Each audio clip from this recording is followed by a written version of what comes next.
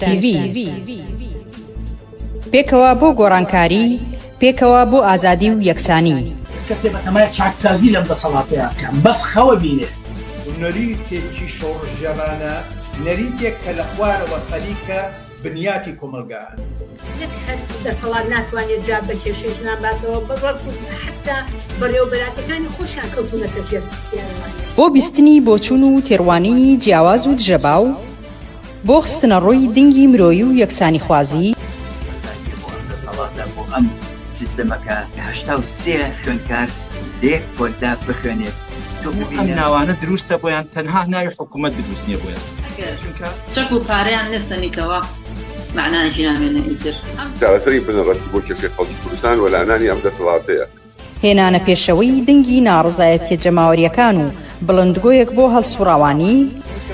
هێناوە بەهۆی خۆپشاندانەکانەوە بۆ بەهۆی خۆڕاگری خەڵک و ئیرادەی خەڵکەوە بۆ کە بەدەستێنراوە بێکارانە بە ئەودەسێکی کەم ئیشەکەن و مانگانە موچەکانیان پێنادن داری وازات خەڵک تونتر ئەبێ ئەگەر مەترسیەک هەبێ لەسەر هەرێمدا یەکێتی و پارتی و خود یەکێتی و پارتی مەترسی وڵاتەکانی منتیقەشیان بۆ سەر هەرێم زیاد کردووە خستنەڕووی واقعیەتی دەسەڵات و ئۆپۆزیسیۆنی ساختە و پەردە هەڵماڵین لەسەر نیازیان خۆشحاڵی هەبێ بەوەی کە هیچ ریفۆرم و چاکسازیەک و بەخازاتی خەڵک لەلایەن ئەمانەوە بکرێت مێژوویەک و کارنامەیەکی پوڵیان هەیە لەسەر ملهوڕی لەسەر چەکڕاکێشان لەسەر تعداکردن لەسەر خەڵک ئەمانە دژمنی خەڵکی کوردستان بوونە لە پشتیان لە خەڵکی کوردستان کردووە دێماسیەکی فەرشە بەسەر چینی کرێکار و بەشە جۆرەکانی چینی کرێکار و هەموو کۆمەلگایە فەرزیان کردووە بۆ تاو توێکردنی ئەو بابەتانەی کەمتر لە میدیاکانەوە دەبیسترێن بەشێکی زۆری لە حیزبە چەپ و کۆمۆنیستەکانی دنیا و هەروەها بەشێک لە هەڵبژاردنەکانی ئەوروپا ناڕەزایەتیان دەربڕی وینەکانی تاوانی دروست کردووە و تاوان ئەنجاما دەسەڵاتی چەکداری میلیشیای حزابی میلیشیای لە کوردستان خەڵک لەلایەک و قەویترە سازمانی تەیارکردە ڕادیکاڵترە بۆ نیشاندانی ڕێگەی ڕزگاری خەڵکی پێشەنگ تیڤی هەموو ڕۆژانێکی چوارشەممان کاتژمێر 9 شەو بە کاتی کوردستان ڕاستەوخۆ پەخشی بەرنامەکانی دەکات. مەزار نابێ ئەو هەموو جەنەراڵە مقابایە لە ناو شارەکەی خۆیان بینێ بە ئەنواع و ئەشکال چەکی ئەسلحەی قورسەوە طبیعیە بەلایەن. یەکەمین جارە لە کوردستان کرێکاران خۆیان دەستبەرن بۆ مەراسیم و چالاکی یەکیایە. شۆڕش تەنها ڕێگەیە هەڵسانی خەڵک ڕاپەڕین و خۆشانی جەماوی تەنها ڕێگەیە کە ئەڵتەرنەتیڤێک دابینکە لە فەیسبوک، یوتیوب، ئینستاگرام، تویتەر و تیکتۆک فۆلۆمان بکەن. بەرنامە و گرتە ڤیدیۆیەکان ببینن. پێشەنگ تیڤی پێکەوە بۆ گۆڕانکاری پێکەوە بۆ ئازادی و یەکسانی.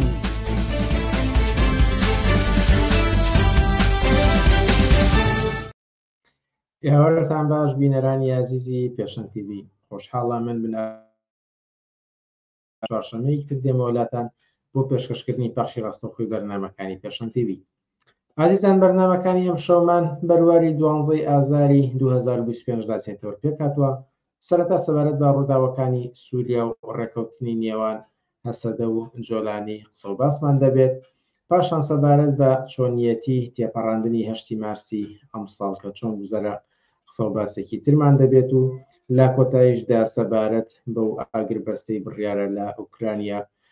پێشنیار کراوە و لەلایەن ئەمریکاوە و دواتر بەردەم مێزی ڕووسیا قسە و باسێکی ترمان دەبێت. وەک هەموو جارێک ئێوەش دەتوانن با پرسیار و سەرنج و تێبینیەکانتان بەشداری بکەن و ئەوانەی ئێوە دەیخەنە ڕوو ئاراستەی میوانانی بەرنامەکانی دەکەین. لەگەڵمان من بۆ بەرنامەکانی ئەم شەو.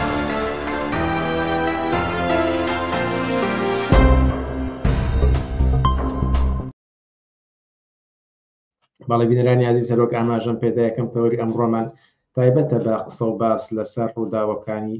سووریا و زیاتریش لەسەر ئەو ڕێکەوتنەی کە دوێنێ پێرێ لەلایەن هەسەدە و دەسەڵاتدارانی ئێستایی سووریا ئەحمەد الشەرع کە من زیاتر ناوە جۆلانیەکەی بەکاردەنێن بۆ ئەوەی ئەو ناوە بزر نەبێت. ئەم بابەتە تاوتۆ دەکەین لاگەڵ سکرتێری کۆمیتەی ناوەندی حیزبی کۆمونیستی کرێکاری کوردستان عوسمانی حاجی مارف. عوسمانی حاجی مارف ئێوارە باش و سوپاس کە ئەمجارش لەگەڵمانیت. ئێوارەتان باش و سوپاس بۆ بەرنامەکەت، سوپاس بۆ بانگێشەکەت. لەسەر ڕووداوەکانی سووریا و ڕێکەوتنەکە دواتر دێم پرسیارم دەبێت بەڵام ئەمەوێ لەسەر ئەو گرتە ڤیدیۆیانەی لە چەند ڕۆژی ڕابردووە لە تۆڕە کۆمەڵاتیەکانە بڵاو بۆتەوە و زۆرێک لە دەستگا ڕاگەیاندنەکانی جیهانیش ئاماژەیان پێداوە ئەوەی کە هەزاران کەس لە عەلەویەکان لەوانەی زۆر کەسی تریش کە بە بیانووی جۆرا و جۆرەوە لەلایەن دەسەڵاتدارانی ئێستاوە دەکوژرێن سوکایەتیان پێدەکرێت و زۆر شتی تری نابەجێ دەبینرێت هەڵبەت چەندمان بەر لە ئێستا لە سەرەتای گرتنە دەستی دەسەڵاتەوە لەلایەن جۆلانیەوە لەگەڵ توی قسە و باسمان کرد تۆ پێشبینیەوەت کردبوو کە ئەم دەستە و تاقمە هەر وەکو دەستە و تاقمێکی تیرۆریستی کار دەکەن و لەگەڵ نارانی خوانە هەڵسو کەوت دەکەن دەبێت پرسم کە بۆچی ئەمە ئێستا بم ماوەکەمە بڵاو دەبێتەوە کە لە کاتێکدا زۆرێک لە وڵاتانی ئەوروپا و ئەمریکا و تورکیا و زۆر وڵاتی تریش بەوە باز لە دەسەڵاتدارانی ئێستای سووریا دەکەن کە جیاوازی هەیە لەگەڵەوەی پێشووە و کە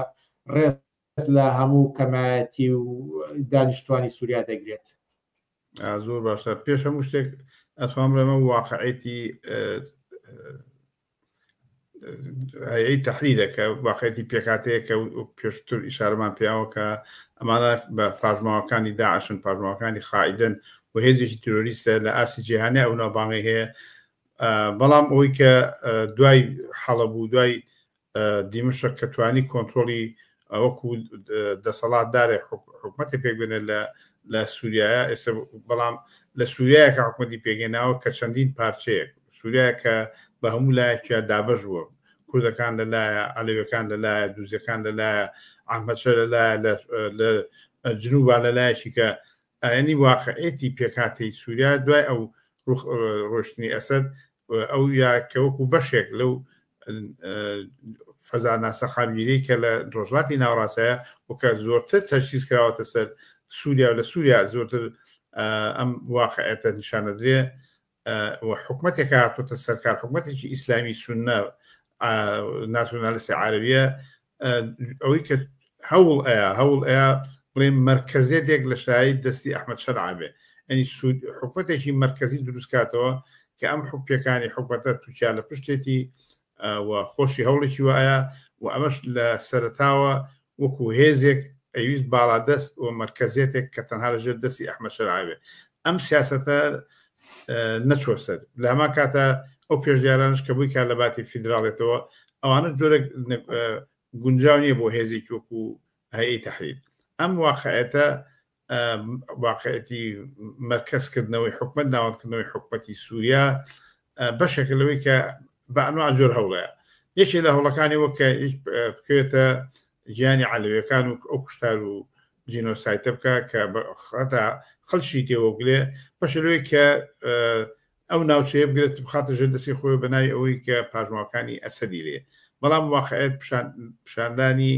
هێزێکە کە ترس و خۆفی هەیە و ئەوان شوێنەکانی تر بترسێنێ بەڵام ئەوەی کە پێویستە قسەی لەسەر بکەین ئەم شتە لە سەری کەوت ئەم شتێک کە بۆ ئەحمەد شەرع ئەتوانم بڵێم لەم کارە تروریستی لەم کارە دڕدانەی کە کردیوە کە تەبیعیە بۆ ئەو شتێکی واقعیە ئەوە بکات لەوە خراپتری ژەکات بەڵام بۆ لە ئێستاە کە هەوڵی ئەم پێکهاتنی مەرکەزیەتە ئەیە بۆی ئەتوانم بڵێم جۆرە پەلەی کرد بۆیە لە ئاستی دنیاە جۆرێکی ئەوەی کە ینی ڕووی خۆی ڕووی ڕۆشی خۆی خسە ڕوو بە جۆرێک ئەحمەد شەرع دەرکەوت کە چێ و لە ئایندی سووریا ئەگەر حاکم بێ ئەمە بە ئەمە نمونونەکەیەتی و کە نمونەی لەمەش خراپتر چاڕوانی لێکرێت یعنی تأکید کەمەوە ئەمە لادان نیە بەڵکو ئەمە واقعیەت و ڕاستەقینەی ئەم دەسەڵاتداری واقعیەتی دەسەڵاتی ئەحمەد شەرع واقعیەتی پێکهاتەی هەیەی تەحریرە و لەوە پێم وایە زروفەکە بۆیان بلائیم بێ ئەگەر ئەو تاگڕەوی پێکهاتنی حکومەتێکی ناوەندی بکوێتە ژێر دەستی ئەوانەوە لەمە خراپترەکە بەرامبەر بە خەڵک و حجاب زۆرەکەن قەتڵ و عام زۆرەکەن ئەنوا و هەر کەسێ لە بەرامبەریانە بۆسێتەوە هەر لە شوێنی خۆیان ناڵژیان بەسەر بەرێ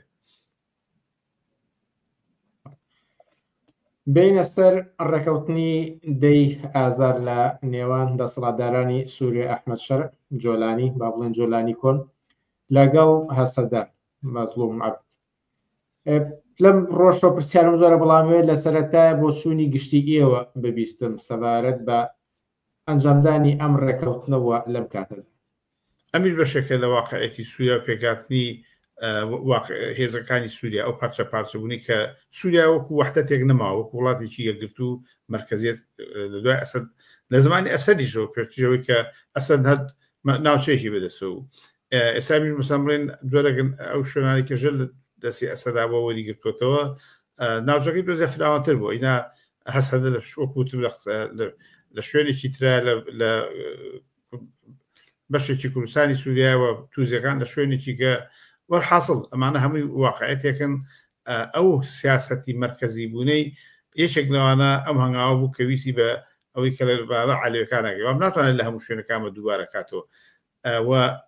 زۆریش هەوڵیان نا تورکیا هەوڵیا تورکیا هەوڵیا کە زەربە لە هەسەدە بە و لە هێزەکەی بە ئەو اتفاقاتەری کە لەگەڵ یا ئەو ئاشتەوایی کە باسێکا لەگەڵ پەکەکەیە هەموو هێزوتوانێت خۆی خاتەکەت کە جۆرە کۆتایی بەم هێزانە بە پەکەکە بێنێ بە هەسەدە بێنێ ئەمە تورکیا بەڵام ئەمە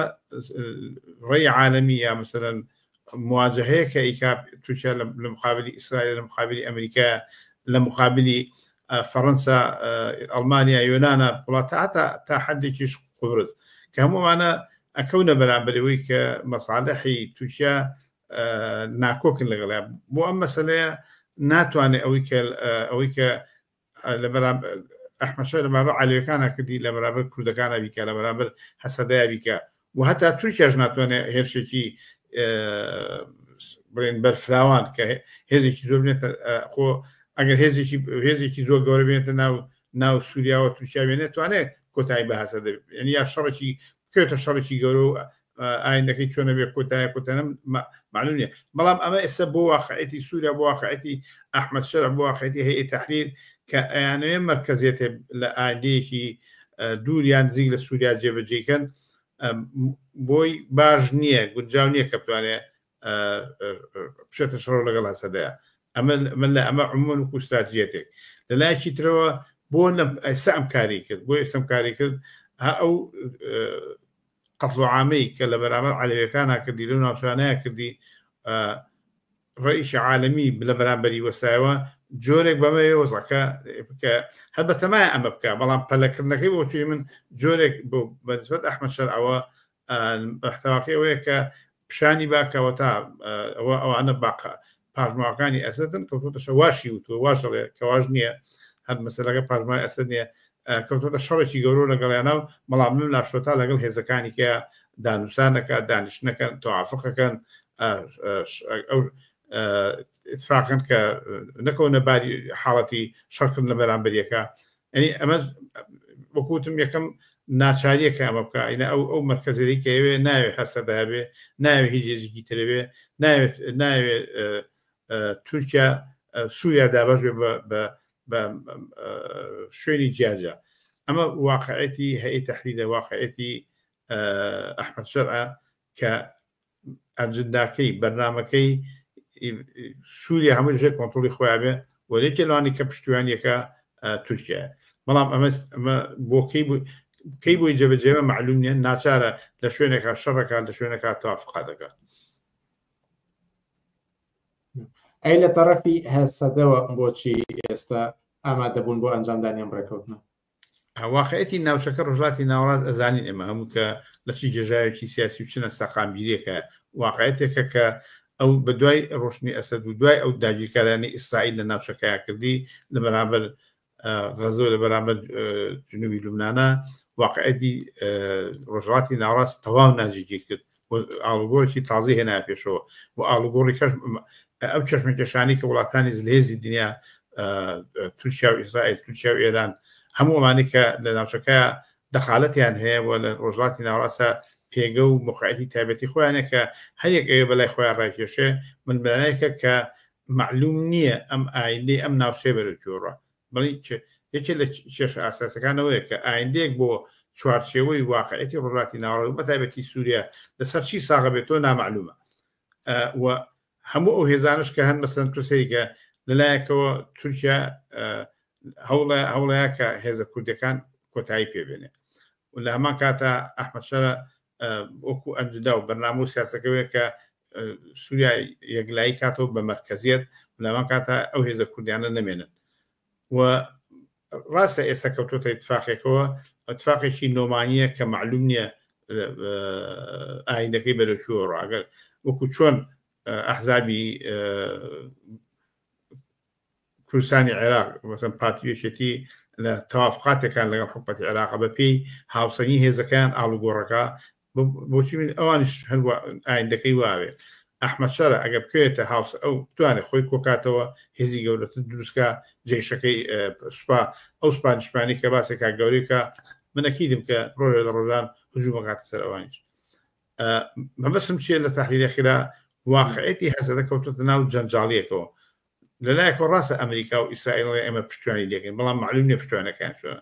لەلای فەرەنساژ لێمە ئەم کوردانە بێ پارێزگاریان لێ بکەین لەبەرەوەی کە دژی ترۆر وەساونەتەوە بەڵام بەوەی کە کێشەیەک لە ناوچەکە هەیە لە سووریا لە عێراق لە تورکیا ئێران کە کێشەی کوردە هیچ باسێک لەسەر ئەمە نییەوە مەسەلەیەک نێ کە بڵێن جواب بە کێشەی کورد بنەوە یا جواب بە مەفەکانی خەڵکی کوردستان بنەوە ئەمە لە ئەجدانیە لەبەرەوە معلوم نییە ئایندەی ئەم ناوچەیە کوردستان بە هەموو بەشەکانەوە بەرەوچۆڕە لە سایی ململانی وڵاتانی زیدەیزی دنیا لە سایی چێشمەکێشی تورکیا و ئیسرائیل دەخالەتی ئێران هەتا سعودیش کێشەی کوردەکان چارەنووسی کوردستان بەرەوچۆڕە بەڵام هێزن کە هەسەدەژێکە لەو هێزانی کە بە ناوی نوێنەراتی کوردەوە حرەکەیکی سیاسیان هێناوەتە پێشەوە ئەمە لەم ناوایە بە بۆچینی من کەوتۆتە ناو جنجاڵێکەوە لەلای کابێت لە شڵ لەگەڵ تورکیا بکە کە زەحمەتە لەلایەکەوە تا ئەحمەد شەرە بە بۆچینی من کارێکی خراپی نەکردووە مەزلوم کوبانی کە ئەم کارە مۆخەتە کە شەڕ ڕاگرن یا شەڕ نەکەن دۆخەکە ڕاگرن کە بە معنای پارێزگاری لە هێزەکەی بەڵام ئەوەی کە لەمەیە ئێمە تعریفیکەیت فقط ئەوەی کە هێزێکی سیاسیە لە مەنتەقەکە جێگە و مەکانی خۆی هەیە پێکی خۆی هەیە ڕاستە لە هەموو هێزەکانی کێ لە دووربەرە هەن هێزی شەگاریشانە بێت لە هەمیان مۆدێرنترە سکولارترە دیفاع لە یەکسانی ژن و پیاوانەکە زۆر مەسائلی ترکە بۆ ئازادی سیاسی بەڵام لەژێر فشارایە لەژێر ئەوەیە کە احتیمال لەوێ تووشی شەڕێکی گەورە بێ بۆچی من ئەم تەوافقەی ئێستای جا ئایندەکەی بەرەوچۆڕە ئەوە کەوێتە سەروی کە دوای ئەم ئاشتەی کەیکایە ئەم ڕێککەوتنێکیکا لەگەڵ ئەحمەد شەرع هەنگاوەکانی دواتری چێ بێت چۆن ئەتوانێت خۆی پارێزێت چۆن ئەتوانێت لەو ناوچەی کە ئێستا وتم ناسەقامگیری سیاسی تایە و کە ئایندەکەی معلوم نییە بۆ ئەوش یاری ئەکەوێتە بەرامبەر یاریی گەورەوە ڕاست ئێستا ئەمەی باشە بەڵام ئایندەکەشی مهمە کە مامەڵەکەی دوای چۆنە بێت من مەسەڵەن ئەحزابی ناسیۆنالیستی کوردی لە عێراقا بە تایبەتی یەکێتی پارتی ملاحەزەکە تا ئێستا دۆخێکی نالەبار لە جێژاوی سیاسی نائەمن و ناڕەحەتی بۆ خەڵک بە بێزاری خەڵک لیان کە لە سەرەتای مەسەڵەن ئەوان هەتا چون لەگەڵ شیعەکانە حکومەتی عێراقیان پێگەنە و دەخالەتیان کرد بەپی هەدومەرج ئاڵگۆڕی جۆرا و جۆر جارێک تەوازیان هاتە خوار و جارێک چێتە بەر ئەچوە سەرەوە ئێستا بۆ نمونە پارتی بەهۆی کە تورکیا یا بەرزانی بۆی کە تورکیا جۆرێک لە ناوچەکەیە موقعەتی لە چاو ئێران نەچۆتە پێشەوە خۆی بە براوازانێت پارتی لەوەی کە ئەو قەراراتانی کە بەسەر یاسە پێدرا بوو لەلایەن چوارچێوەی هەماهەنگی لەلایەن محکەمەی عولیاوە هەمووی تەخەری خەری کە تەنازل نەگەوە تەنازلی بۆکەن بۆ پارتی بەسەر جۆرێک ڕەتی ئەواناکات هەر حاڵ بەسمەوەیە ئەم ناجێی ئەو چارەنووسی خەڵک ئایندەی خەڵک لە سای ئەم هێزە سیاسیانەیە معلوم نییە لێرە جارێککە پامێک ئەگەر بین بە مەزلوم کوبانی و بە لامان کاتە بە هەسەدە ئەوەی کە چۆن ئەتوانن ئەو تەوازنە ڕاگرن ئەوە من ئەوە ئێستا تەوافقێکە بەڵام ئەوەی کە ژیانی خەڵک نەوێتە خەتەرەوە و ژیانی خەڵک پارێزابێ چکەم ململانەیەگەیە لە سەرو ئەوانەوە ملوانەگەی لە سەرو هەستەدەوەی لە سەروێشێتی پارتیوێ لە سەرو پەکەکەوەیە لە سەرو ئەو ئەحزبە کوردیانن کە لە ئێرانن معاملەکان سەروی کە چۆن نوێنەرایەتی ئەتوانن نوێنەرایەتی خەڵکن چۆن ئەتوان خەڵک پارێزن نەگەوەی چ امتیازێ بۆ هێزەکان وەرەگرن ئەمەی کە هەبووە لە یەکێتی و پارتی و هەتا بەعزێ ئەحزاب لە ئێرانە ئەحزابی ناسوێت ئێرانە حرەکەتەکانەوە کە هێزەکان بە مۆقعەتێ بگەن ئیسفادە بکەن هیوادارم کە هەستەدە ممکنە ئەمە شوکە بەڵام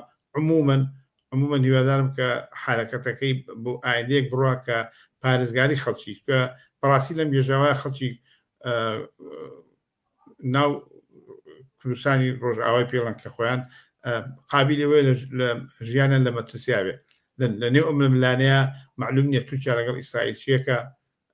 ڕێەکەون شەڕەکەن یا ئایندەی حکومەتی مرکزی کە ئەحمەد شار نوێنەرایەتێکە لەکوێکە ئەم ئیتفاقیە ڕۆژێ و شەڕەکە بەو معنایی کە واقعێتی سووریا استقراری سیاسی نیە سەقامگیری سیاسی تێنە قابلی هەڵۆشان اتفاقە مهمترینەوە کە چۆن ئەتوان ئەو کارەسات لە بەرامبەر خەڵکا ڕوونایە واقعێتی سووریا ئەو ماپشانەیە کە ئەو چۆن ئەو کارەساتە بەسە عەلەویەکان ڕوویە بەسە خەڵکی کوردیشان ڕووبە بەسەر ناوچەکانی کەشان ڕووبە و هەتا ناو حەڵەب و دیمشکە مەطرحەکە ئێستا ئەحمەد شار تیا سائید و تیا باڵادەزا قابلی ئەوەیە کە کارەساتی کە تیا بڕۆ دامەزرانەوەی ڕۆژهەڵاتی ناوەڕاست لە هەموو لە ئێران لە عێراق لە سووریا هەتا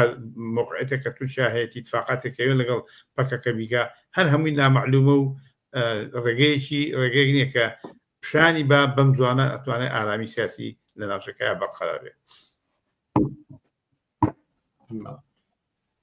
بەرگشتی لە کۆتاییدا دێمە سەر پرسیاری بینەران بەڵام لە بەرەوەی کە بەشێک لەو پرسیارانە پرسیاری منیشە ئێستا دەمەوێت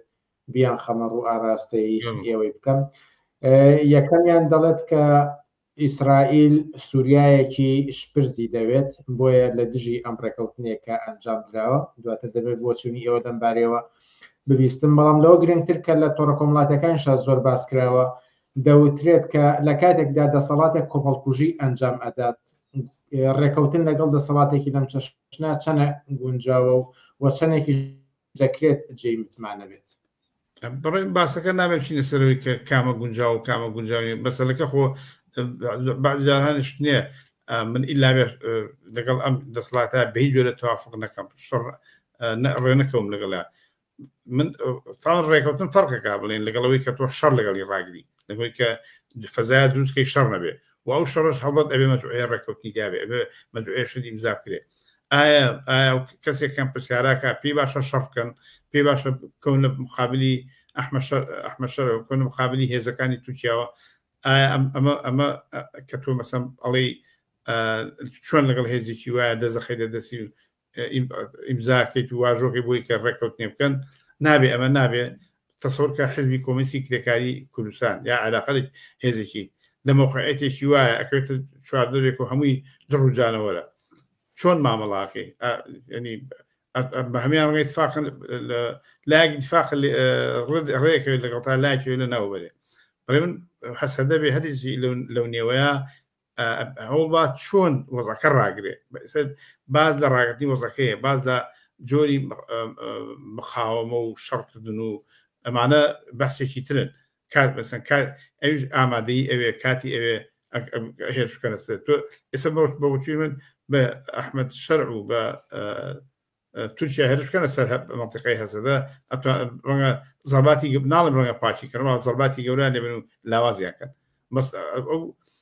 و ئێساوی کە ئیسرائیل چی ئەوێ ئیسرائیل و ئەمریکاش ئەیانەوێ بۆ چوونی من ئەیانەوێ لە بەرنامەی درێژماوەیە کە ئەم ناوچەیە لەو ئاڵگۆڕانی کە هەیە جۆرێک ئارامی سیاسی بەخۆی وەگرێ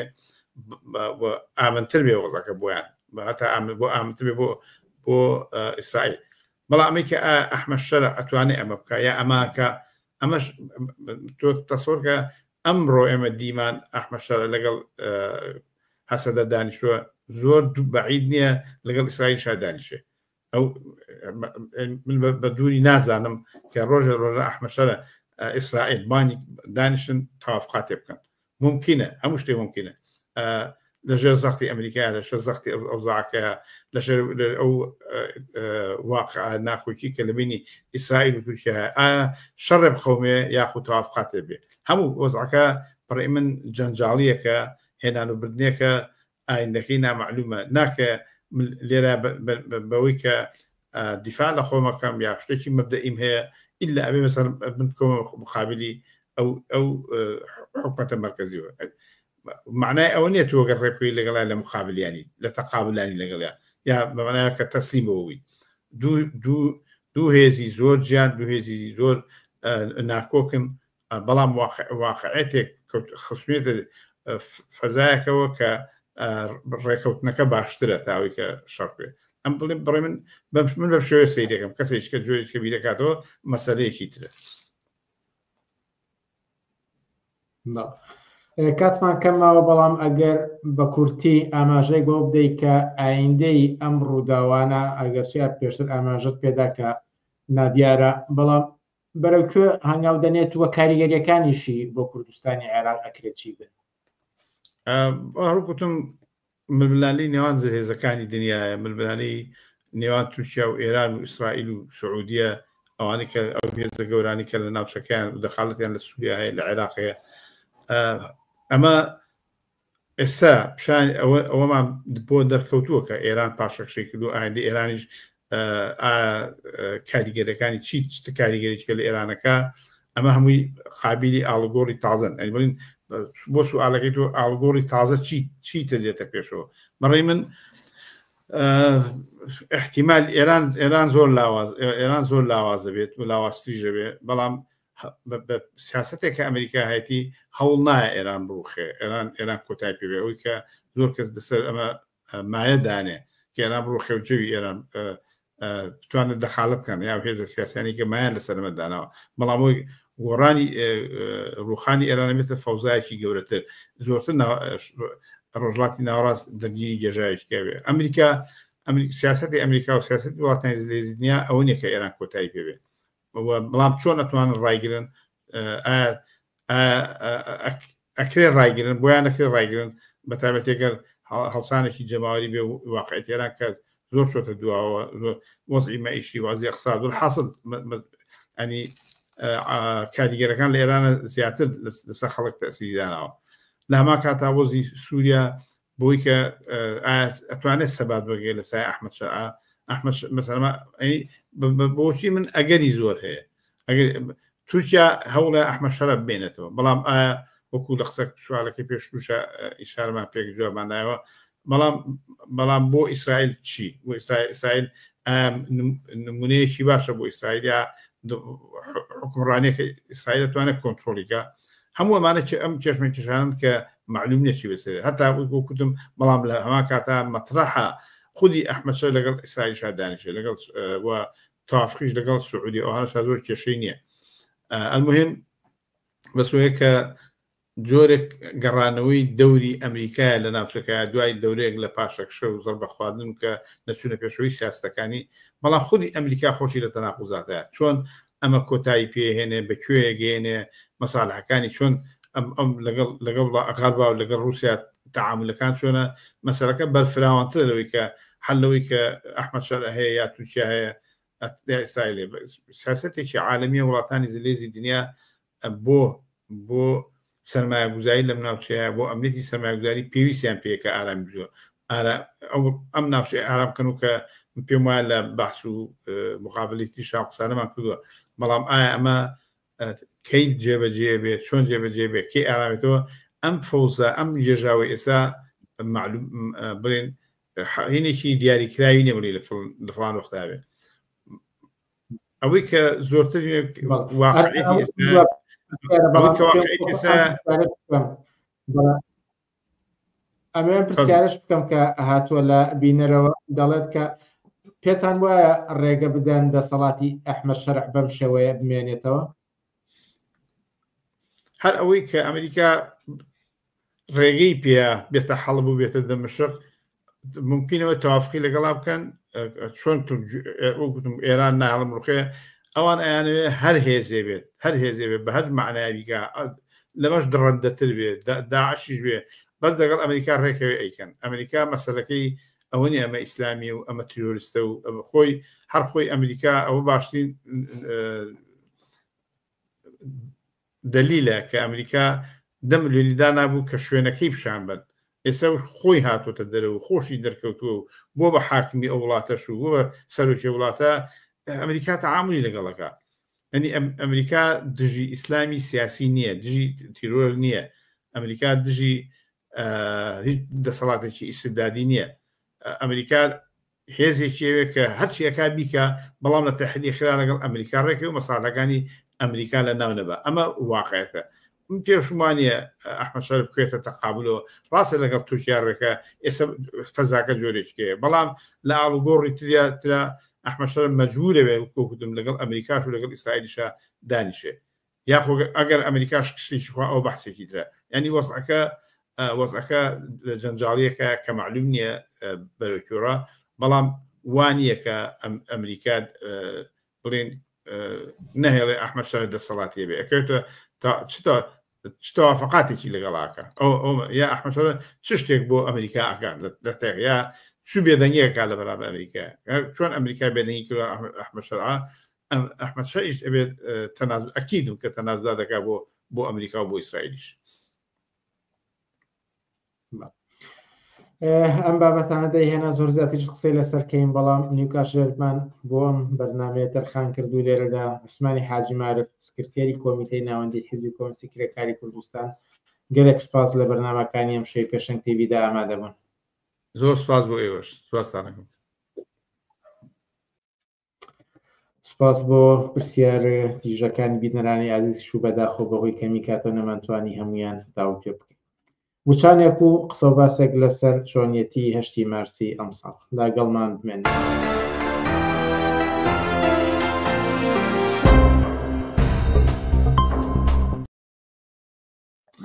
بەڵێ بینەرانی ئازیز قسە باسی ئێستاشمان تایبەتە بە هەڵسەنگاندنی 8 مارسی 2025 ئەم بابەتەش تاوتێ دەکەین لەگەڵ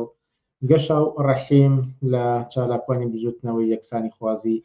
ژنان و یەکێک لە هەیئەی دامەزرانی کۆنفرانسی ڕێکخراوی سەربەخۆی ژنان گەشاو ڕەحیم ئێوارە باش و سپاس کا لەگەڵمانیت سڵاو لە ئێوە بینەران و بیستەران سپاس بۆ ئەم چاپێکەوتنەی کە لەگەڵ منە ئەنجامێن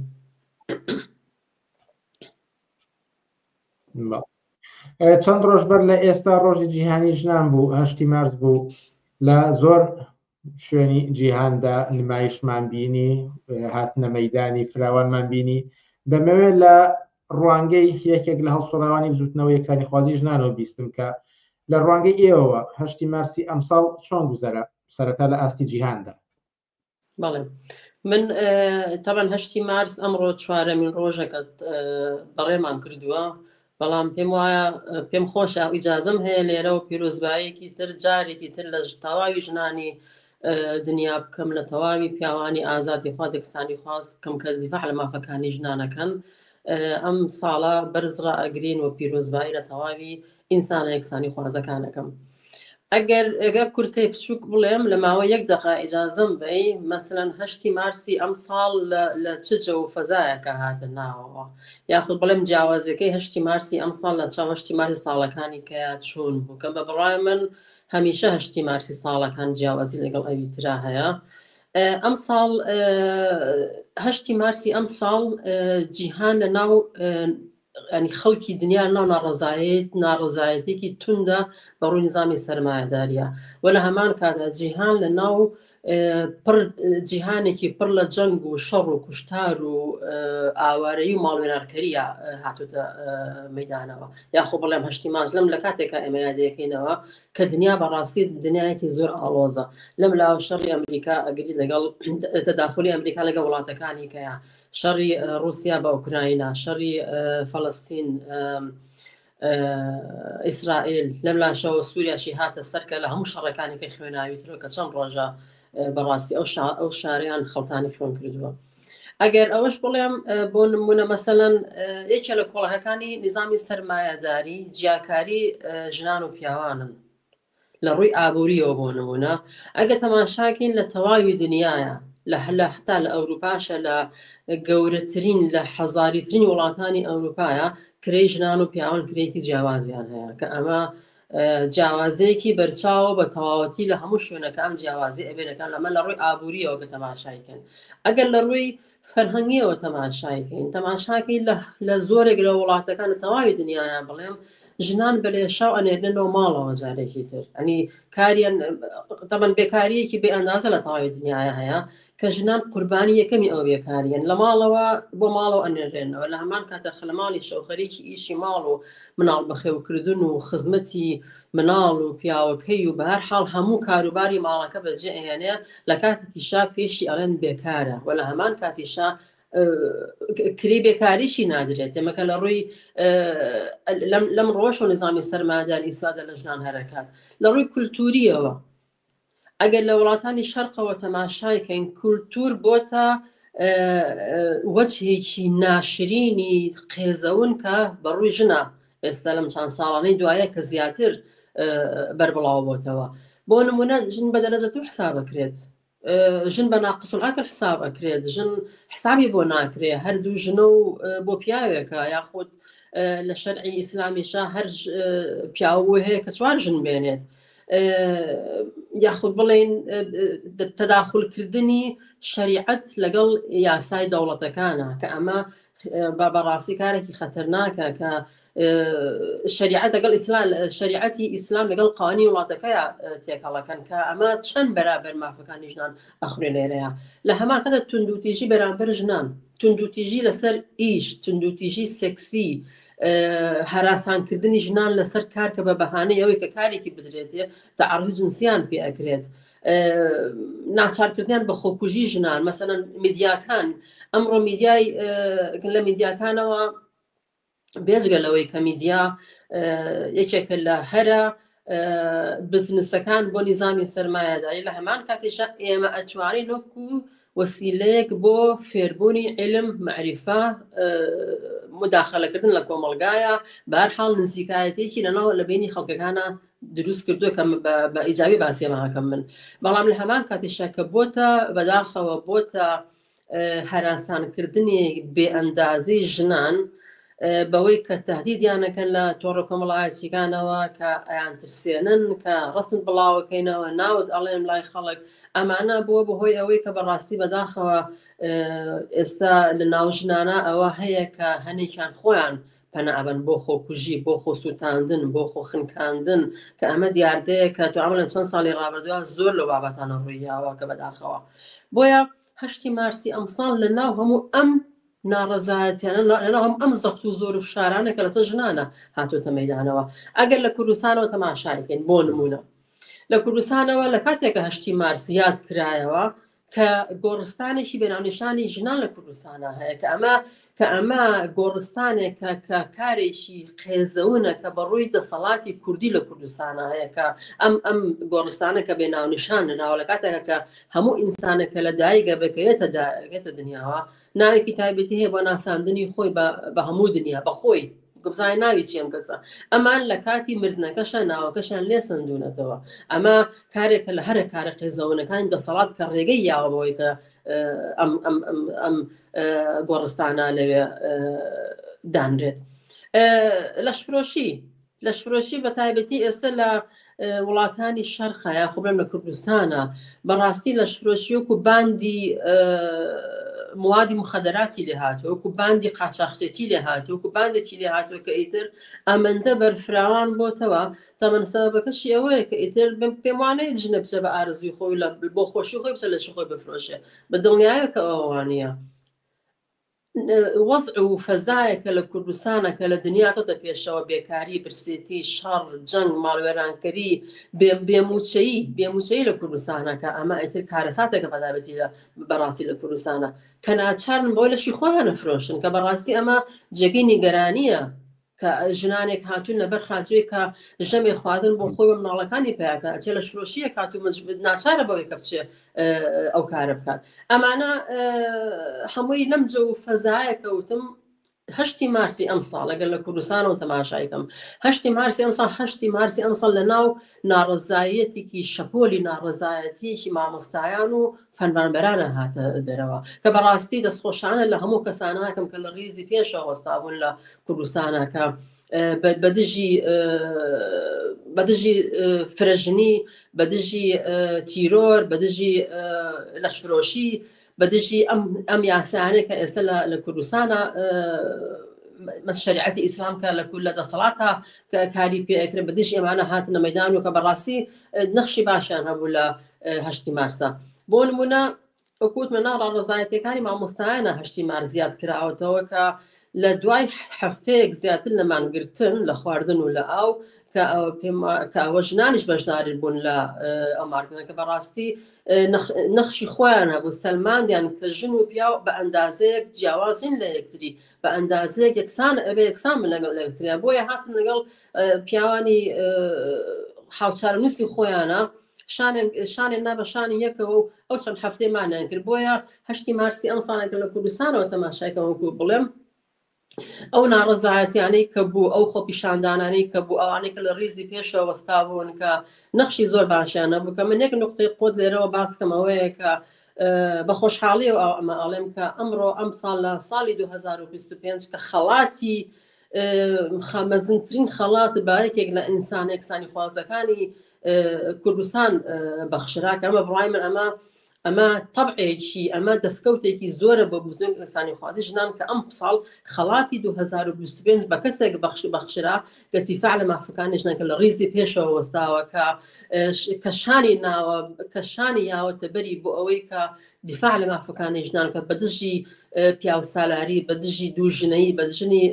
بەدژی ئەوەی کە 4 ژن لە شریعەتە قەرارە ئەتوانن لەگەڵ پیاوێک تا زەواج بکەن ئەمانە دەستکەوتێکی زۆرەکە لە کوردستانە بەڕاستی ئەم ساڵ ڕوویە تاوەشی کە بە ئەوروپا گەڕێتەوە لە ئەوروپاشان حتمما لە هەموو وڵاتەکانە ئەتوانم بڵێم کە زۆرێک لە ژنان و پیاوانێکسانی خواستن سەرجادەکە بە شیعاری فاشیزم دژی فاشیزم کە ئەمەکە لە شیعارە گەورەکان و بەتابەتی لە فەڕەنسایە کە ئەمە ڕوویا ژنانێکی زۆر لە ڕیزی پێشەوە وەستابوون بە دژی فاسیژم لە وڵاتەیە و لە هەموو وڵاتەکانێک مەسەن لە ئەڵمانیا بە دژی ڕاسیزم هاتنە سەرجادە بە لێشاو ژنان ڕێکخراوەکانی ژنان لەسەر جادەکان و بە شیعاری گەورە بە دژی ڕاسیزم ئەو سەرجادەکانیان و قەرەباڵ کردبوو هەموو دیوارەکانن کرد بۆ شیعارنێک کە بە دژی ڕاسیزم بۆستنەوە ئەمە ئەتوانم بڵێم بۆ ئەوروپا دەستکەوتێکی گەورەی بزوتنەوەی یەکسانی خوازی ژنان دەستکەوتێکی ئەوەی کە فعالینی ژنان هێشتا هەران دەستکەوتێکی ئەوەیە کە ئەم دەنگە ئازادی خوازە لە کوردستان لە دەرەوەی وڵات لە ئەوروپا لە هەموو شوێنێکی ئەم دنیاە ئەم دەنگە ئازادی خوازە هەر هەیەەوە هیوادارم کە بتوانین زیاتر بەرەو پێشەوە بچین و بتوانین بەوەی کە کاری باشتر بکەین و بۆ ئێمە بۆ هەڵسوڕاوانی بزوتنەوە یەکسانی خوازی ژنان ئێمە ڕاستەکەی 8 مارسی ئەم ساڵ بۆ ئێمە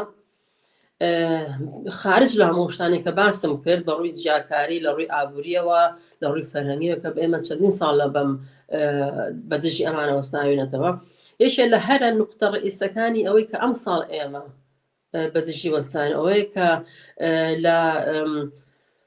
بەدژی قانونی ئەحوالی شخصی عێراقی کە چەند هەفتە چەند مانگە لەمەوە پێش کە لە پەرلەمانە کە دەنگی پێدرا قانونێکی تا بڵێ تا سەر ئێسقان قێزەون قانونێکی غیرە ئینسانی قانونێکی بەڕاستی ئینسان نازانێت چ جۆرێک وەصفی ئەم قانونم کە دەنگی پێدرا ئەوش کە ئەوەیە ئەم قانونە کە کچانی 9 ساڵ شەرعیەت بدرێ بەوەی کە لە تەمەنی 9 ساڵەوە زەواجیان پێ بکرێت مەسەڵ ڕێگەیان پێ بدرێتە لە تەمەنی 9 ساڵە زەواج بکەن بە بڕای من ئەم بڕیارە کە بڕیارێکی لە ژێر شریعەتی ئیسلامە ئەم قەرارە بڕیارە دراوە و بە بڕای من ئەم بڕیارە هەڕەشەیە لە نیوەی کۆمەڵگا هەڕەشەیە لە ئەو کچانی کە ئێستا لە دایک ئەبن تازە ئەوانەی کە هێشتا لە دایک نەبوون هەڕەشەیە لەوانەی کە لە تەمەنی 9 ساڵیا بە شویان ئەیەن کاتێکە مناڵێک تەمەنی 9 ساڵەیە بە شوایەت لە مناڵەتی خۆی دوورەکەوێت لە مناڵی خۆی دەرەچێت لە مناڵی بوونی خۆی ئاوارە ئەبێ بەڕاستی ئەو بێجگەلەوەی کە ئیتر سبێنە ئەکەوێتە بەر ئەوەی مناڵبوون و خزمەتکردنی مناڵەکانی و خزمەتکردنی پیاوەکەی و دوورکەوتنەوە لە کۆمەڵگا هەتا نەتوانێت کە لە ئیدارەکردنی کۆمەڵگایە نەخشێکی هەبێ نەتوانێت بەوەی کە بتوانێت دراسەیەک بۆ ژیانی خۆی بکە نەتوانێت بەوەی کە بچێت خوێندنێکی باڵا بخوێنە بۆی کە لە کۆمەڵگایە بتوانێت نەخشێکی هەبێ ئەمە بەڕاستی هەڕەشەیەکی زۆر گەورەیە لە نیوەی کۆمەڵگای عێراق کوردستان بۆیە ئەمە وەکو بزوتنەوە یەکسانی خوازی ژنان و فعالینی ئەم بزوتنەوەیە بەدژێ بەشیدە بدژێمەوە وەستاوی لە هەمان کاتە کەمپینێکمان بەڕێخست و کەمپینی ئیمزا کۆکردنەوە کە خۆشبەختانە ئیمزایەتی زۆرمان کۆکردوێتەوە لە هەنێ لەوانە کە ئەندام پەرلەمان لە وڵاتەکانە کە دیارە ئێمە بۆ هەرناوەستین هەمیشە ڕۆژ بە ڕۆژ ئەم ئیمزایانە بە ئیمەیل ئەنێرین بە تەلەفۆن قسەیان لەگەڵا ئەکەین بەنامە ئێنێرین بۆیان بۆی کە بتوانین هەرچی زووتر هەرچی خەڵکە بێنە پای ئەم بڕیاری کە ئەم بای ئەمەی کە ئێمە هاتوین پێشدامان کردو بۆی کە بتوانین هەرچی زووە کە ئەم بڕیارە هەڵوەشێتەوە و ئیتر ئەم هەڕەشێ لەسەر کچانی 9 ساڵ لا ببرێت بینەوە سەر 8 مارس و بپرسم ئەگەرچی لە بەشێک لە قسەکانی خۆتا ئاماژت پێدا بەڵام بە دیاریکراوی پرسم کە سەرەکی ترین بابەتەکانی 8 مارسی ئەم ساڵ کە لە بۆ نەو جیاوازەکاندا دەبینران و دەبیستران چی بوون کە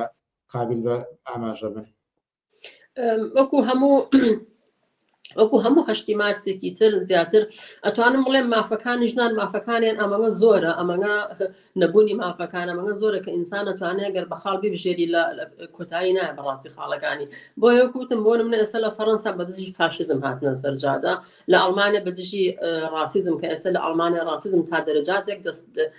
چوزانم بە بۆنێ ئەوەکان حەوادث لێ ڕووی یاخو بەوەی کە لە هەڵبژاردنەکانە حیزبە ڕاسیستەکان تا ڕادێک دەنگیان هێناوە بۆیە لە ئەڵمانیا بە شیدەت دژی ئەوە وەستاونەتەوە و بەدژی کرێ یەکسان کە یەکێ لە خاڵەکان ئەوەش بیرم چ باشی کە مەسەن لێرە لە ئەڵمانیا بە شیعاری زۆر گەورەی گەورە هەڵیان واسی بوو کە کاری ژن و پیاو ئەبێ کرێکەی یەکسان بێ مهم نییە کارەکەی چییە ئەبێ کرێ ژن و پیاو یەکسان بێت و لە هەمان دژی جەنگ بە شیدەت دۆستانەوە لە هەمان کاتە لە ئەوروپایە لەبەرەوەی کە ئەوە معلومە جەنگ یەکێ لە قوربانی سەرەکیەکانی جەنگ ژنانن کە بنە قوربانی ئەوە لە هەمان کاتیشە جەنگ بەداخەوە ئەبێتە هۆی یەکێ لە قوربانەکانەوەی کە لە شورێشێکی زۆر لە ناو کۆمەڵگایە بڵاوێ بۆنەی بێکاری بێئیشی مەسەڵەن کەسێک نییە کە سەرۆکایەتی مناڵەکانی بکە ژنان ناچارمەوەی کە بچن لە شێخوان بفرۆشن بۆ ئەم بەڵمان ناتوانم بڵێم شعارایەکی تقریبەن تا ڕادەیەک هەمەلایەن بوو کە هەموو وڵاتەکان لەسەری وەستانەوە کە لە کوردستانی شاوەکە بینی بە هەمان کات شعارەکانیان شعارێکی بەجێ بوو ئەوەی کە مەسن دژی فرەژنی کێشە لەوەی کە دژی فرەژنیە کەمە لەژێر شریعەتی ئیسلام ئەمەشاتوە کە دوانمانیان بە پیاوێک لە شەرعا ئەمە قانون ئێستاکە لە کوردستانەوە لە شریعەتی ئیسلامیشە کە چوارژن بۆ پیاوێک حەقیان هەیە کە چوارژن بن بە پیاوێک ئەمانام شعارانتەنە بوو کە لە کوردستانیشە بەرز کرابوونەوە کە بەڕاستی ئەتوانم بڵێم نەخشی ژنان ئەم ساڵ بەتابەتی لە کوردستان نەخشێکی بەرچاویان هەبوو نەخشێکی بێوێنە کە دیار بوو ئیتر ژنانێکی زۆر هاتبوونە مەیدان ژنانێک لە پاڵ پیاوانی کسانی خوازە پێکەوە جێگەی دڵخۆشیە ئەمە ئەگەر قسەی ما بێت لەسەر 8 مارسی ئەم ساڵ بتەوێت لێرەدا بە کورتی ئاماژەگەردن فەرموون آخر نقطەی منەوەی کە من تەکید لەواکەمە ئەو کەمپینەی کە بۆ دژی بەشودانی مناڵی 9 ساڵ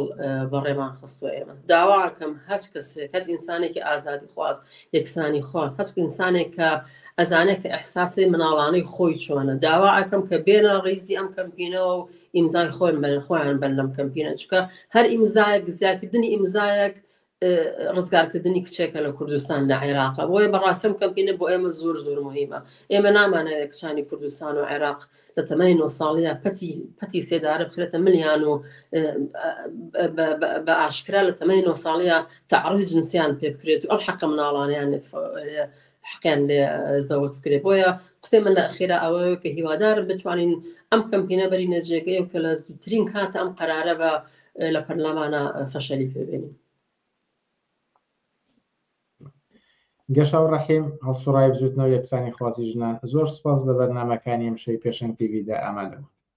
زۆر سپاس بۆ ئێوەش ماندوو نەبن. ئازیزان هوچانێکی کورت و پاشاندێنە سەر دوابڕگەی بەرنامەکانی ئەمڕۆمان قسە و باس لەسەر ئەگەری ئاگربەست و کۆتایی جەنگ لە ئوکراینە لەگەڵمان بێن.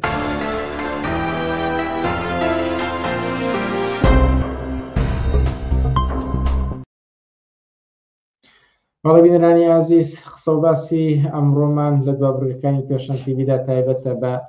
ئەگەری کۆتایی جەنگ و دەست پێشخەری ئاگربەست کە لەلایەن ئەمریکا و پێشنێرکرا و ئوکراینە قبوڵی کردووە ئێستا سەرمێزی رووسیا. ئەم بابەتە تاوتێ دەکەین لەگەڵ چالاکوانی سیاسی جەلال سەعید. جەلال سەعید ئێوارەت باش و سپاس کا لەگەڵمانیت. ئێوارەی ئێوەش باش هاوڕێ بنار سپاسیەوە دەکەم سپاسی گران دەکەم کە وەخت دادنێن بۆ گوێبیسیەم قسە و باسە لەسەر ئۆکرانیا شەڕی ئۆکرانیا و رووسیا. پاش 3 ساڵ لە جەنگ درێژەی هەبووە و کەمتر قسە لەسەر ئاشتی کراوە بەڵام لەسەر دەست پێشخەری ئەمریکا دانیتەمەوەی کە لە میدیاکانەوە دەردیسترێت پێشنیاری ئاگربەستی کاتی کراوە و ئەوەی کە بگاتە کۆتایی جەنگ. ئوکرانیا ئەمەی قبول کردووە و ئێستا لەسەر مێزی رووسیایە. دواتر دێنە سەر ناوەڕۆک و ئەگەرەکان بەڵام ئەکرێت باز لەوە بکەین کە سەرنجام لە کۆتایی هاتنی جەنگ و گەیشتن بە ئاشتی نزیک بووینەتەوە. سەرتا دووبارە دەستخۆش مەوزوعێکی حازرە یعنی زۆر میدیا و دنیا پێ و مەشغوڵە بە مەسەلەی شەڕی ئۆکرانیا و رووسیا بەڵام خۆی لە ئەسڵدا شەڕی ئۆکرانیا و رووسیا نییە شەڕی خوتپەکانە. رووسیا دوای دەورانێکی زۆر کە پاشەکشەی کردبوو لە ئاسی جیهاندا بەڵام ئێستا بە گروتینێکەوە بە تاوێتی لە دوای 2010 هاتووە سەر ساحەکە ویستی ئەمە بسەپێنێ کەتر ئەو هێزەیە کە جاران لە بەناوی اتحادی سۆڤیەتی و ئەوانە لەگەڵ هاوبەشەکانیان لە دنیادا تر دنیایان تەقسیم کردبوو ویستی ئەمە بگەڕێتەوە بۆ بڵێ شوێنی خۆی کە تر قوتبیتر هەیە کە ناوی بلۆکی رووسایە لەگەڵ هاوکارەکانیان لە چەشی سین و وڵاتانی تر و ئەو ڕێخاوانی کە دروستی دەکات بۆیە لەو شەڕەدا حەقەتەن تر دەستی پێکرد کە ئۆکرانیا بوو ئۆکرانیا باشی شوێن بوو کە تر ئەم دەورەی تیابینێ کە ترەویش هێزێکە بێحسایی بۆکرێ هەروکو چۆن ئەمریکا لە دوای شەڕی خەلیج و دوای ڕوخانی بلۆکی شەرق تر بلۆکی شۆری و بە سەرۆکاتی بڵێ شۆرەوی کە بلۆکی شەڕقیان پێدەوت کە هەڵوەشایەوە ویستی مانۆرێ بکە لە عێراقەوە دەستی پێکرد کە توانی چی دنیا هەیە بێنە پشتی خۆی و ئەم شەڕەی سەپان بەسەر عێراقدا و خۆی کرد بە پۆلیسی دنیا بۆیە رووسیاش لەم وەختەدا بوو کە تر ئۆکرانیا بکاتە وەسیلەیەک شوێنێک کە تر هەژمونی خۆی بەسەر دنیادا فەرزکە کە تر مش قوتبێکم و تر هاتوومەتەوە ئەبێت هەسام بۆ بکەن. دیارە هەموو غەرب و ئەمریکا و ناتۆ و هەموو وڵاتانە کە لە بلۆکی غەربدا بوون دەیانویست شکست بە رووسیا بێنن کە ئەمە ڕوونەدات بەڵام رووسیا لەبەرەوەی پێشتر بەنامێک زۆر ئەوەتری بۆ دانابوو توانی دوای 3 ساڵ شکست بەو تەسەوڕ و بۆ چوونە بێنێک کە تر رووسیا پێلاواز دەکەن یان دەیخەنە وڵاتێکی بچووک و ژێر چەپۆی خۆیان ئەو بووتە رووسیا خۆی ڕاگرت و ئێستا هێزێکە کە تر حسابی بۆ دەکرێت و ترامپی ژمێنەری ڕاستیستی سەرمایهداری و تر سەردەستەی بلۆکی غەربە تێگەیشتەوەی کە تر ناکرێت رووسیا پراوێز بخرێ و تر دەبێت لەگەڵی دامنیشن دەنا زلنسکی و ئۆکرانیا و حتا وڵاتانی ئەوروپاش ئەو دەورەیان نییە لە ڕاگررتنی شەڕۆوانە ئەو خودی ترامپە کە سەرۆکاتی دنیای ڕاستیست و دنیای سەرمایهداری و بێ پەردە و بێ ئەوە دەکات ینی وە نەبێت ترامپ بایدنیش کامەی نەکرد بەوەست بایدن بە شێوەیەکی تر دەویزەم کارە بکە دەورەکەی تەواو بوو 3 ساڵەکەی تەواو کرد یان ئەو دەورەی تەواو کرد کە رووسیا پشتی لە بکوێتە ئەرزەوە بۆی ترەمپ بۆی تەواو دەکات بەنەوەیەکی تر دەوێت مصالحەکە دنیای سەرمایه‌داری جوایە کۆمپانیەکان هەمیشە دەیانەوێتتر قازانج بکەن قازانجەکانیان بەڵام ئەوەی کە خۆیان دەوێت بەبێ شەڕ بەبێ کوشتار کە ئەوەی کە ترەمپ هەموو ڕۆژێ بازەوە دەکات هیچ نامەوێت جوندی ئۆکرانی بکوژێ رووسی بکوژێ بە شەر قیمەتی هەیە بە دانیشین ئەمە قسەیەکی جەست میدیاییە دەنا ترەمپوانە لە دنیای خوێن دەڕێژێ هیچ قسەیەک ناکە هیچ هەڵوێستێکی نییە ئەمەی خودی غەزەش کە ئێستاش ئاگربەسە بەڵام دنیا خەڵک تیاادەچێ بەر حاڵترمە قەزمێ دنیای سەرمایه‌داری پێویستی بەم ئاگربەستەیە و ترامپیش کە دەیەوێ بیکاتە بەدەستکەوتی خۆی رووسیاش مشکلەی نییە تر ئەزانەیە لە نقطەیەکی قوتدا هەیە ڕۆژ بە ڕۆژ پێگەی بە قوتر بێت لە ڕووی عسکەریەوە لە ڕووی اقتصادیەوە وڵاتان پێوەستە بن بەو برسکەی کەتر ئەو بەنامەی کێدایناوە بۆیە پێم وایە تر وەختەکەی علاقەی بە ئۆکرانیاەوە نیە وەختەکەی بەوەی کە دنیای سەرمایه‌داری پێویستی بە دانیشتنە پێویستی بە ئەوەیە سەرمایە گوزاریە شەڕێکە 3 تریلیۆنی تیات چووە ئەترم ئەم پارەی بۆ لەوێ سەر بێ بۆ نەچێتە باخەڵی سەرمایه‌دارەکان بۆیە تر پێویستی بەوەیە کە تر ئەم شەڕە کۆتایی بێ و خەریکی بەرهەمێنان بنەوەتانێ یەکەم شتی قسەی لەسەرەوەیە معاد بڵێ ئەوکانی مەوادە خامەکانی ئەگەری کۆتایی جەنگەکە باز دەکرێت کە رووسیا ئێستا بە شێوەیەک پێشڕەوی کردووە داشتی سوارە مەرج نییە کە ئاگربەست قوبوڵ کات و بەرەو ئاشتی هەنگاو بنێواتە بە ئەگەرێکی ڕەنگە دووری ببینن ئێوە چۆنیە بینن من پێم وایە رووسیا لە بەرەوەی موقعەتی عسکەری زۆر بەقوتە و اقتصادیش بەخۆ دەوێ شتی تر فەڕستکە ینی بەتاوەتی بۆ جەماعەتی اتحادی ئەوروپی و یان تر ناتۆ ئەمە بەرنمەکەیەتی دەنا ئەویش پێویستی بۆ اقتصادی ببژێتەوە لە ڕووی غاز و ناردنەوە دەرەوەی موادی ژەر زەویەکانی پێویستی بۆیە بازاری دروستکە بەڵام کەمێک خۆیتر قورستە دەگرێت لە بەرەوەی لە ڕووی عسکەریەوە متەفۆقە و بەرزترە لە ئۆکرانیا دەنا ئەویش زۆر پێی باشە کە هەمیشە تر قسە لەسەرەوە کردووە ئەم هودنەیە کە سەداناوە بۆ 30 ڕۆژ کە تر یەسەر موافق بوو ئەوە دلیلەوەی کە تر ئەویش زۆر بە دوایەوەیە کە ترم شەڕە ڕابوەسێ و بە دوو بەرنامەکانی ترەوە بێ کە تر اقتصادەکەی بوو بژێتەوە زیاتر دەست بخاتەوە هەر لە ئێستادا قسە لەسەرەوەیە ئەمڕۆ گەورەترین ئەوە هەبوو دیبیت هەبوو یان ئەوەی ڕۆژنامەگەری کۆبن ڕۆژنامەگەری کە لازرۆف تر باسی ئەوە دەکات کە تر بە دوور و درێژی باسیەوە کرد کە تر رووسیا بەرنامەکانی چیە ئێستا قرار هەر لە خودی ئەوروپا بەرنامەی ئۆڕۆ ئاسیا زیندوو کاتەوە ئەوانەی کە لە پێش حتا سەردەمی غۆرباشۆف بۆوانە زیندووکەنەوە کە تر ئەم اتفاقاتانە دلیلەوەی کە تر ئەویش مەیلی هەیە بەلای ڕاوەسانی شەڕ و کوشتار لە ئوکرانیا بەنەو ئەکتر ئێوێ ئەم سراع بەرتە پێشێ چونکە اقتصادێکی بەرزە دەتوانێت احتیوای کۆمەڵی وڵاتکە لە ئەوروپا و حتا لە وڵاتانی ئەفریقی و کارێبی و ئەوە هیچ بەرنامە لەگەڵ چاینا و هند و ئەوانشدانەوە ینی هەزەکە لە قازانجێتی شەڕەکە ڕاوەسێ تاکو ئەوەنێ بەڵام تر کە ڕاژنەوەسێ خۆی تر ئەبێنی هاتە هەڕابەوەسێ بەڵام کە سادەکە ڕانەوەسێ زەرەدی نییە لەمە ئەزانێت ترەمپ و ئەمانە زیاتر پەلایانە تاکو رووسیا وەزیری دەرەوەی ئەمریکا گوتی کە دۆناڵد ترامپ دەڵێ دیتر نابێت چیتر تەقەکردن خوێن ڕشتن گیان لە دەستدان ئیدامەی هەبێت و بۆیە هەوڵی ئەم ئاشتێ دەدات